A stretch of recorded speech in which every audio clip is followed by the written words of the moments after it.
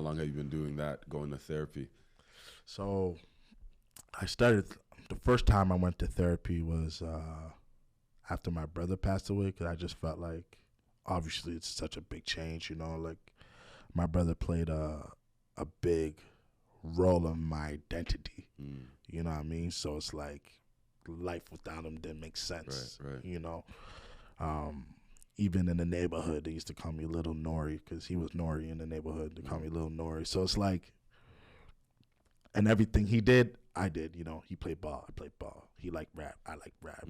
Every artist he liked, I liked. You know what I mean? So when he passed away, it was really a moment for me to be like, all right, you know, let me try something new. Let me, you know, people will be like, thug it out, whatever. This was my way to thug it out, you know what I mean? Trying to figure out, like, okay, what's the next steps? How do I deal with this? Or even just having a space to just whatever, you know? Because obviously I have great friends. I have a great circle, you know what I mean, where I can express whatever I want. But sometimes you don't want to put it all on your people, you know what I mean? Sometimes when you talk to your people, you want to talk about positive things, whatever. So that's when I started. And then I stopped. And then it's just recently, I'm kind of like, you know, life is good. Like, I'm not stressing about anything. Everyone around me has been blessed. But I do want to explore, like, how can I take myself to the next level? You know, like, what are things that I haven't explored yet, and you know, what are other things I can conquer? You know, right. And again, sorry for your loss. Yeah. And with the passing of your brother, did you ever feel a numbness during that process? Because I remember when my father died, you know, I felt numb. It almost seems like for years, you know, and I'm slowly just now starting to get out of it. So you go to therapy, you know, you're convincing yourself that everything is okay and life is moving fine. But what do those days look like when, you know, you're just processing it all in yourself? And like, has there ever been like a buildup where it's like, oh shit, this whole life thing is too much? Definitely felt numb, and I think I still do. You know what I mean?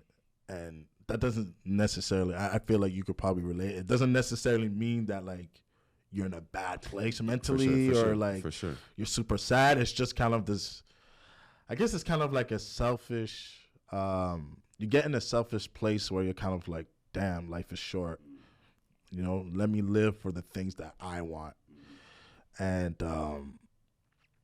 so I think right now I'm trying to balance that and how to be a bit, even though I am a selfless person, but there is in scenarios where I'm kind of like, oh, okay, man, YOLO, you know, but how do I balance that? You know what I mean? Doesn't, just because I'm feeling numb doesn't mean that like I could just do whatever, whenever. Right. So yeah, I think that's like the next challenge, but I definitely am numb, and like it's unfortunate because like even in relationships, especially after my brother passed, I'm just kind of like, you know, people didn't get the best version of me. Not necessarily a bad version of me, but it's like knowing myself before that happened, I'm like, damn, you know, they missed out on like that person, you know. But I think, I don't know, I think I'm working towards like, you know, a better space. And again, like I said, like I love the fact that I have a team that's like, you know, pushing me as a man, you know, like even our accountability group. Like I'm not a gym person, but like that group alone has made me. The transformation is crazy. Yeah, man. Like I lost a lot of weight, and like, you know, like I slacked off the last 2-3 days, but like I haven't gone to the gym that consistently in years, you know? So, and that's like, you know, allowing me to elevate, you know what I'm saying? And